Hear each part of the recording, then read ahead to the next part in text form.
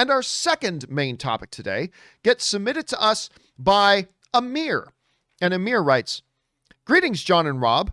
Some of my favorite movies to watch with my friends are the ones Seth Rogen and James Franco have done together, like Pineapple Express." I gotta admit, I'm not a huge fan of Pineapple Express. I liked it, but I'm not a huge fan of it. This Is the End and The Disaster Artist. Wondering if you saw that that Seth Rogen is saying that he won't work with James Franco anymore because of all the sexual allegations against him. Do you agree with his decision? Do you think Franco can still have a career after all of this? All right. Thanks a lot for sending that in, Amir. And yeah, listen, when you think about actor pairs that, seem to just go together, there are a number of years where you could not talk about that without mentioning Rogen and Franco. I think they did 3 or 4 different movies together. And, for the most part, a lot of people, even though I wasn't huge on Pineapple Express, a lot of people love that movie, Rob. Like, absolutely love that movie. And I love This Is the End. I think that's fantastic. But yes, of course, there had been a lot of allegations and accusations made against James Franco and his behavior that have happened over the years, and we haven't seen Rogen and Franco work together in a while. And so when Seth Rogen was doing an interview recently, he was directly asked, "We haven't seen you working with Franco. Are you still working with Franco? Are you going to continue working with Franco?" And Seth Rogen, he answered the question. This is what kind of came out. This is from an article in Variety. It writes, "Allegations of sexual misconduct were made against Franco once again in 2018 when several students at his former acting school accused him of intimidating them into sexual situations. The allegations, which Franco has denied, turned into a lawsuit, which was settled in February. What I can say," this is now Seth Rogen speaking, "what I can say is that I despise abuse and harassment, and I would never cover or conceal the actions of someone doing it, or knowingly put someone in a situation where they were around somebody like that. I also look back to that interview in 2018 where I commented that I would keep working with James, and the truth is that I have not, and I do not plan to right now." And he went on again a little bit more to explain that, yeah, he's not going to be working with James Franco again. Now, Rob, what makes this situation kind of interesting is that Franco and Rogen didn't just do some movies together. They were kind of joined at the hip for a number of years. They were very, very tight friends. They worked together as producers, as actors and stars. They were developing projects together, all this kind of stuff. And somebody who's that close to James Franco,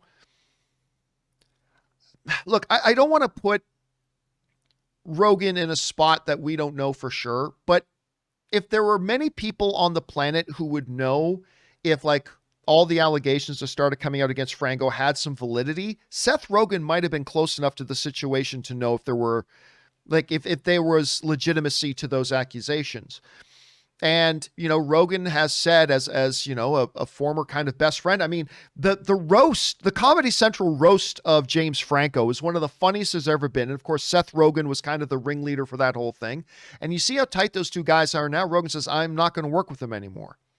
I mean, that's I don't know. It's hurtful. I mean, it's as a fan of somebody who loves seeing these guys perform together, it's really unfortunate to see. But again, I give Rogen the benefit of the doubt because he's kind of really that close to the situation.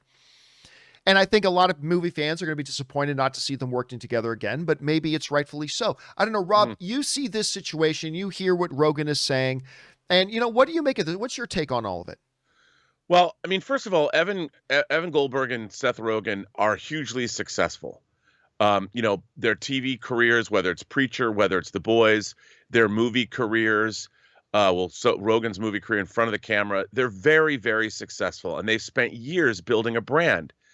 And, they have no control over what collaborators may do in their off times. And I think the way our society is going, you have to be careful about the people that you associate with and the work that you're doing, because they can torpedo years worth of hard fought work with allegations like this. And it's unfortunate. I'm sure Seth Rogen would rather this not be the case, but I don't see that he has much of a choice. It's not like until either James Franco is exonerated or it's proven that maybe these things these were blown out of proportion, or something. I think he doesn't have any choice but to distance himself from the past relationship he had with James Franco, because he's not his brother's keeper. And if James Franco, you got to be a person that you got to be a big boy and assume responsibility for your actions. And that doesn't mean that your friends need to stand by you and compromise all their work, unless they know you're innocent and you've been wrongfully accused, and then they can stand up and say he's been wrongfully accused, he's innocent. And it's such a strange thing to me because James Franco has been cultivating this idea of this ambiguous sexuality for a while. I'm like, it's such an odd, the situation is an odd thing. And I just wonder, it's just unfortunate all the way around. And I'm sure Seth Rogen isn't happy about it, but why should he have to compromise what he's been doing on his own as a producer and as a writer and as an actor, and have all of that destroyed by his association with somebody that's currently under investigation for malfeasance? And you got to remember too, like Rogen has gone on to become incredibly successful from as a producer too. Like a lot of people forget, like him and Evan, they're producers of The Boys. They're also the producers of Invincible. Like they've got a lot of stuff. They were behind the Preacher series that a lot of people love the stuff that they did there. So they've got a lot of stuff going on. And it is really unfortunate. And Rogen goes on in that interview to say, yeah, my personal relationship with James has taken a real hit as well. Because, and again, as somebody who's been that close to James, it's really interesting. Anyway, guys, it's an unfortunate situation because listen, I'm just strictly a movie fan. I very much enjoy James Franco's work. Me too. I think he's very gifted and very talented. So strictly as a movie fan, it's great to see. So it's really unfortunate to hear about, great to see his work, I mean, but so it's really disappointing and unfortunate to hear about a lot of the stuff. And then when you hear somebody who's as close to him as Rogen has been kind of saying, yeah, like I don't not believe the accusations against him and I'm really close to him. So I don't know. It's an interesting situation. Anyway, guys, question is for you. What do you think about this entire situation and Seth Rogen saying he's not going to work with Franco and that his relationship with Franco is taking a hit, all that kind of stuff? What are your feelings on this matter? Jump on down into the comment section below and let us know your thoughts. Okay, guys.